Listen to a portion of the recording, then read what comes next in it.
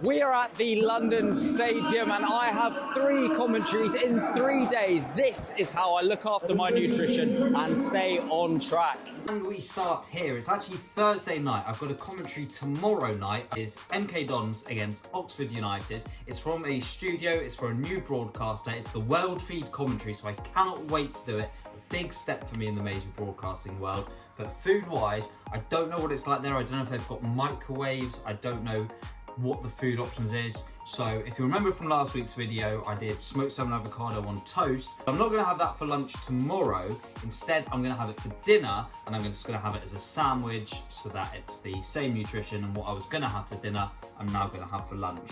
And that you have to go back 2 videos ago time for my beef mince, kind of on a sweet potato. I had a spare portion because I knew I had this commentary coming up, so I put it in the freezer. That's now out the freezer, and that is ready for my lunch tomorrow. There we go, that is all done and ready for the football. I had some leftover smoked salmon with it, which I put on the side with avocado, beetroot, carrot, cucumber, a little bit of salad bits, 2 boiled eggs as well in there, and an apple for afterwards too. Turns out there was some sandwiches, which I can't really have, to be honest, and lots of fruit about, which was great. I might help myself to more fruit because I've only got 1 apple with me, but really enjoying a cheeky little pre-match dinner before commentary. I've spoken to the directors, to the producers, to the sound engineers, everyone I need to speak to. I feel set, I feel ready for my first FA Cup World Feed commentary.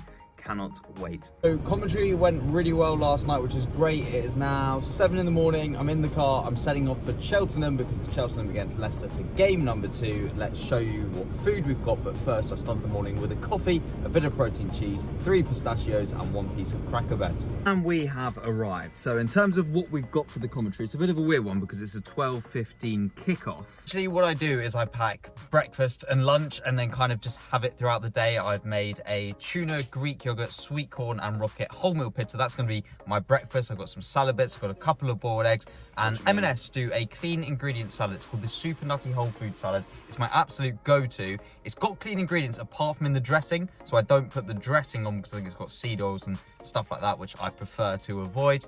So I go for that. I go for the pre-cooked chicken, which again, it doesn't have any stabilizers or any of that nonsense in it. So I go for that, mixed it in with the salad to take with me. And then a last minute decision last night, because the food in football grounds, it's not great. I mean, it is great, it tastes great, but it's a little bit on the more indulgent side. So what I do is I packed a little bit of extra food. I packed an extra pack of chicken in case I'm still hungry, so I don't end up going for the bad food. So at least if I'm eating extra, it's on the right stuff, which is kind of what I want to be doing. If you remember from last week's video, I said I was saving 1 extra of my meal prepped ratatouille for when I got home for a commentary this Saturday, because I'm shattered. I've been up since 6:30, driving 2 hours, commentating, blah, blah, blah. So there's 1 portion extra, which I'm having with 2 packets of chicken breast. And it means it's easy. I'm just shoving it all in the microwave and it's gonna be ready. It's gonna taste great. It's somewhat like a comfort meal, but the most important thing is it's convenient and it's healthy.